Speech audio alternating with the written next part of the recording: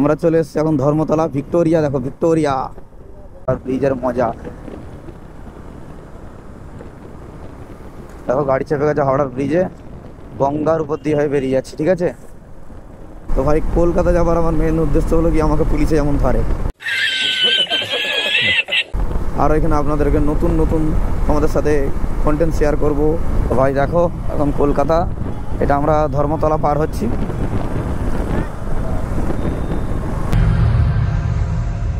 Hello everyone, কেমন আছো তোমরা সবাই? আশা করি ভালো আছো। তো সবাইকে গুড মর্নিং। তো আজকে আমি বেরিয়ে পড়েছি কলকাতার জন্য। ঠিক আছে, তো তোমাদেরকে বলেছিলাম যে আমি কলকাতা রাইডে যাব। তো আমার শরীরটা ভালো ছিল না, ইনফ্যাক্ট একটু খারাপ হয়ে গেছিলো ওই কারণের জন্য, বা একটা বন্ধুর জন্য আমি আটকে গেছিলাম কিছুদিন। তো আজকে আমি বেরিয়ে পড়েছি কলকাতা। তো ভাই আজকের পর থেকে তোমরা দেখতে পাবে কলকাতায় নাইট শ্যুট, নাইট রিল বা যে কোনো ব্লগ ভালো ভালো লোকেশানে তোমাদের জন্য। এত কষ্ট করা আজকে আমি বেরিয়েছি আমার কুইনকে নিয়ে কলকাতা। ঠিক আছে, তো আস্তে আস্তে যাবো, বেশি জোরে যাব না, কারণ নতুন রাস্তা আমার জন্য। অ্যাকচুয়ালি নতুনই রাস্তা, আমি কলকাতা গেছি বাট রাইডে সেরকম যাইনি। সেট আপের সাথে যে আজকে যাচ্ছি, তোমাদের ভালোবাসাটা লাগবে, অবশ্যই সাপোর্ট করো। আর কে কে কলকাতা থেকে দেখছো আমাকে অবশ্যই বলবে কমেন্টে। ঠিক আছে, আর কে কে রাইডে যেতে চাও আমার সাথে কলকাতার থেকে, ছেলে মেয়ে সবাই, আমি সবাইকে রাইড দেবো কলকাতায়। ঠিক আছে, কারণ আমার কন্টেন্ট দরকার। কন্টেন্টের জন্য আমি সবাইকে রাইড দেবো, সবাইকে এনজয় করাবো, সবাইকে মজা করাবো। কার কার আমার KTM 390 পছন্দ তোমরা কমেন্টে বলবে। তোমাদের সবাইকে আমি লিফট বা রাইড বা যেটাকে বলা হয় ইনফ্যাক্ট ঘুরতে নিয়ে যাওয়া সবই করবো। ঠিক আছে, তো আমি আমার ঘর থেকে বেরিয়ে পড়েছি, অনেকটাই চলে এসেছি। তো চলো দেখা হচ্ছে হাই রোডে। তো এইমাত্র মায়াপুর ঢুকে পড়েছি, মায়াপুরের ওভারব্রিজ দিয়ে চলে যাচ্ছি একদম তারকেশ্বরের উপর দিয়ে, ড্যাঙ্কনের উপর দিয়ে হয়ে কলকাতা যাব। তো ভাই কলকাতা যাবার আমার মেন উদ্দেশ্য হলো কি আমাকে পুলিশে যেমন ধরে।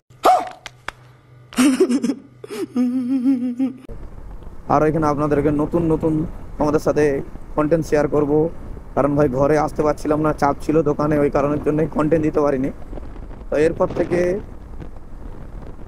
মনে হয় প্রত্যেক দিনই হয়তো কন্টেন্ট দেখতে পাবে। প্রত্যেক দিন চেষ্টা করব কন্টেন্ট দিবার, প্রত্যেক দিন মজা দিবার, প্রত্যেক দিন এনজয় করার মতন সুযোগ দিব। এবং কারা কারা কলকাতা থেকে দেখছো অবশ্যই আমাকে কমেন্ট করবে যে আমি কলকাতা, তো কথা কলকাতায় বেশ ঘুরতে যাওয়ার জায়গা আছে, আমাকে কমেন্টে বলবে। তো যে সেখানে যাব, ভিডিও বানাবো, অনেক চিল করব ভাই, অনেক মজা করব, তোমাদের সাথেও দেখা করবো। ঠিক আছে, তো চলো বেরোনো যাক আস্তে আস্তে। ভাই অফরোডিং করে না হাত কোনো করে ব্যথা হয়ে গেছে, এত অফরোডিং করে এসছি, মানে প্রায় 1 ঘন্টা অফরোডিং করতে হলো আমাদেরকে, কারণ আমাদের কালীপুর ব্রিজ বন্ধ করে দিয়েছে আজকে থেকে। তো আমাদেরকে সেই ব্যাঙ্গাই থেকে ঘুরে চাঁদুরের উপর দিয়ে হয়ে আসতে হচ্ছে। ভাই পুরো হাত ব্যথা, ওইদিকে রাস্তা এত বাজে, মানে যদি ভিডিওতে দেখাই বুঝতে পারবে, যারা ওইদিকে আছো তারা অবশ্যই বুঝতে পারবে যে কতটা বাজে। পাগলা চোদা হয়ে যেতে হবে, পাগলা চোদা এতটা রাস্তা, মানে আমাদের খালি 20 কিলোমিটার ঘুরতে হলো, 1 ঘন্টা লেগে গেল, এত অফরোডিং আর এত জাম। চলো এনজয় করা যাক।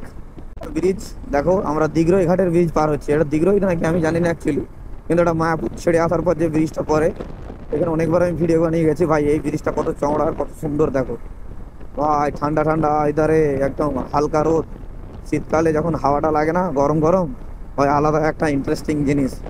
শীতকালে তো সবার বুঝতে পারছো অসুবিধা। ভাই এই রাস্তাটা অবশ্যই আমার জন্য খুব ভালো, এরকম রাস্তা যদি পুরোটাই থাকে তাড়াতাড়ি পৌঁছে যাবো এবং খুব মজা হবে।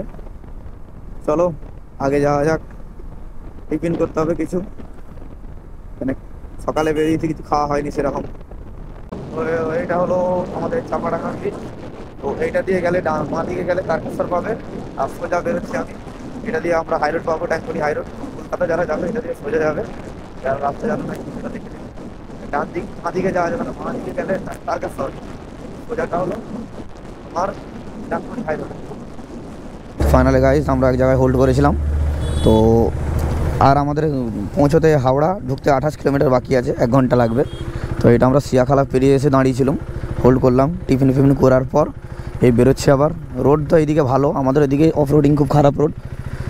তো সিয়াখালার মুড়ি দোকানে মুড়ি খেলাম, চপ ঘুগনি দিয়ে, তারপর বেরিয়ে যাচ্ছি। ঠিক আছে, তো চলো এরপর ডাঙ্কনি ঢুকবো, ডাঙ্কনিটা একটু মজা হবে,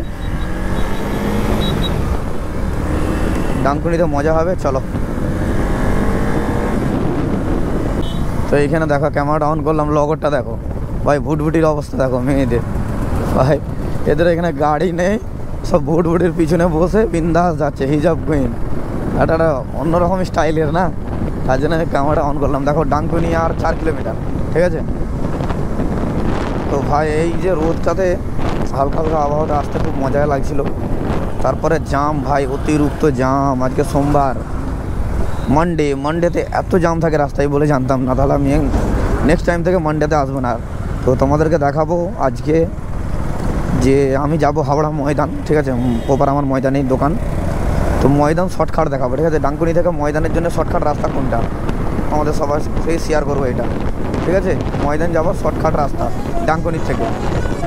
তারপর জাম জাম জাম ভাই সাহেব, হাত ব্যথা হয়ে গেল। বাট আমি একা নয়, আমার পিছনে আর একটা বন্ধু আছে, আমরা দুজন আসছি কলকাতা।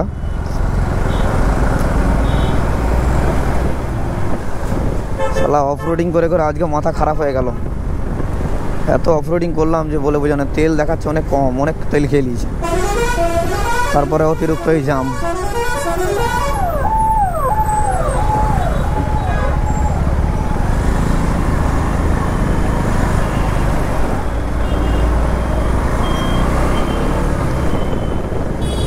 তো গাইস আমি শর্টকাট অন্তত নিয়েছি।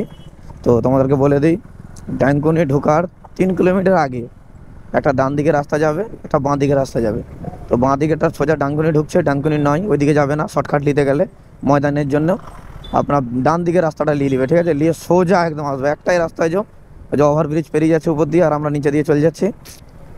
তো এই রাস্তাটা সোজা যে কদমতলায় উঠবে, ঠিক আছে। আমরা যেটা দিয়ে যাচ্ছি, কদমতলায় ওঠার পর তোমরা কদমতলাকে সোজা হাওড়া ময়দান,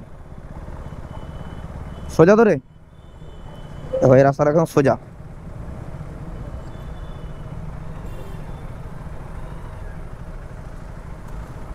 দেখো সিঙ্গেল দাঁড়াতে হচ্ছে, উপর দিয়ে যে ওভারব্রিজগুলো যাচ্ছে ওইগুলো হলো কলকাতা ঢুকছে সেকেন্ড ব্রিজ দিয়ে।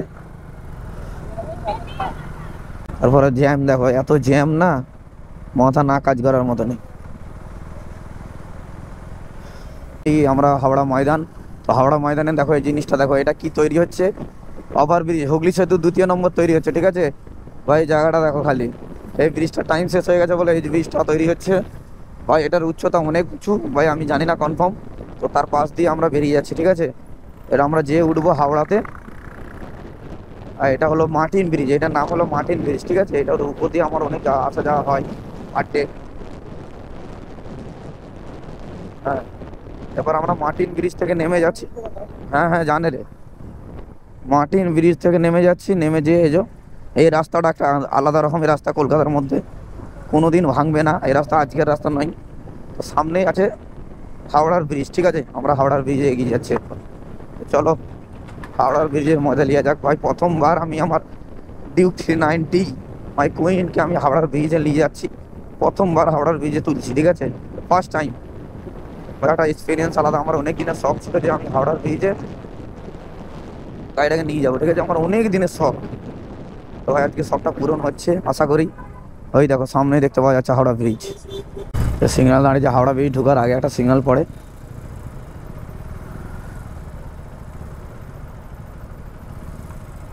Signal 2 second 1 second 0 second. চলো বেরোনো যাক, সিগন্যাল ছুট গিয়া। তো দেখো সামনেই আছে হাওড়ার ব্রিজ भाई साहब। भाई भीड़ देखो हावड़ा ब्रिजेर आगे, ये क्या हो रहा है তাই সে কি হচ্ছে ভাই ভাই ভাই। খালি জ্যামটা দেখো, খালি হাওড়ার ব্রিজের জ্যামটা দেখো খালি ভাই। জ্যাম তো জ্যাম ভাই, বহুত জ্যাম, বহুত জ্যাম, অতিরিক্ত জ্যাম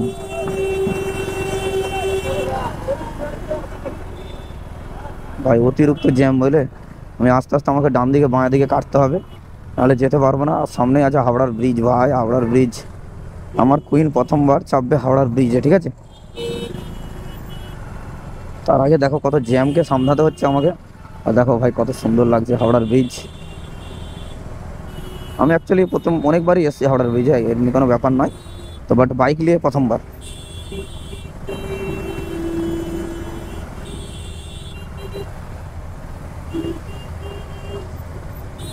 ভাই জ্যাম তো জ্যাম দেখো না খালি ভাই, বহুত জ্যাম, বহুত জ্যাম।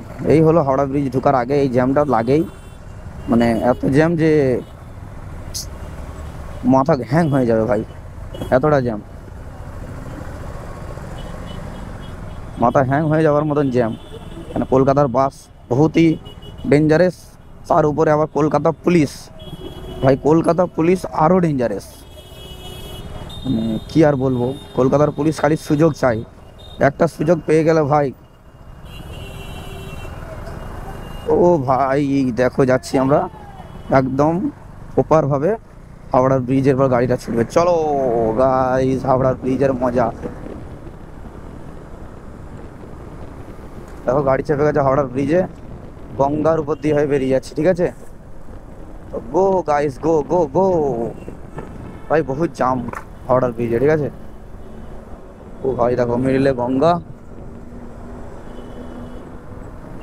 আর আমরা এক সাইড দিয়ে বেরিয়ে যাচ্ছি, ঠিক আছে।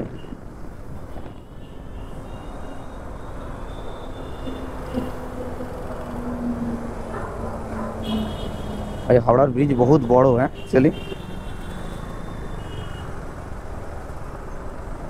তারপর উপরদের বাসদের যেমন দেখো না, বাসদের একটা আলাদা রকমের উপরদার হয়ে যাচ্ছে না, হাওড়া ব্রিজে দাঁড়িয়ে যাচ্ছে বাস ভাই, বাস তো দাঁড়িয়ে যাচ্ছে ভাই। দেখো এরপর গাড়ি গড়িয়েই পেরিয়ে যাবে, ঠিক আছে। আমরা নামছি। চলো কেমন লাগলো তোমাদেরকে বলবে অবশ্যই কমেন্টে। তো ভাই দেখো আমরা চলে এসেছি এখন ধর্মতলা, ভিক্টোরিয়া। দেখো ভিক্টোরিয়া, ভিক্টোরিয়া साइड দিয়ে আমরা বেরিয়ে যাচ্ছি। ও ভাই সাহেব तो जाम में फंस गया यार। ভিক্টোরিয়া साइड দিয়ে আমরা বেরিয়ে যাচ্ছি এখন। ভাই অনেক টাপ, অনেক টাপ, বুঝলে তো। কোন দিকে? এদিকে দেখো ভিক্টোরিয়া সামনেই আছে, আমরা ভিক্টোরিয়ার পাশ দিয়ে বেরিয়ে যাচ্ছি ধর্মতলা। কারণ আজকে আমি যাচ্ছি আমাদের কৌশিক নন্দীকে দেখতে, ঠিক আছে। কৌশিক নন্দী ভর্তি আছে নিউরো সায়েন্স, ঠিক আছে। নিউরো সায়েন্স যাচ্ছি আমি। দেখো এদিকে আছে ভিক্টোরিয়া, আর ওইদিকে আছে খেলার মাঠ, ধর্মতলা, সব কিছু এখানটায় আছে, বেশিরভাগ ঘোরার জায়গা। এখানে মনে হচ্ছে কোনো রকম একটা মিটিং হচ্ছে। তো চলো বেরিয়ে যাই আমরা আস্তে আস্তে।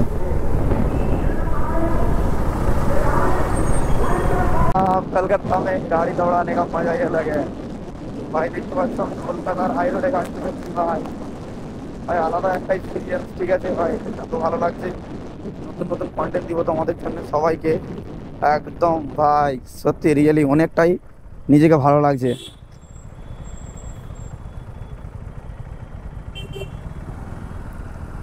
अच्छा दादा हावड़ा कोनटा दिए इधर से घूमना है स्ट्रेट।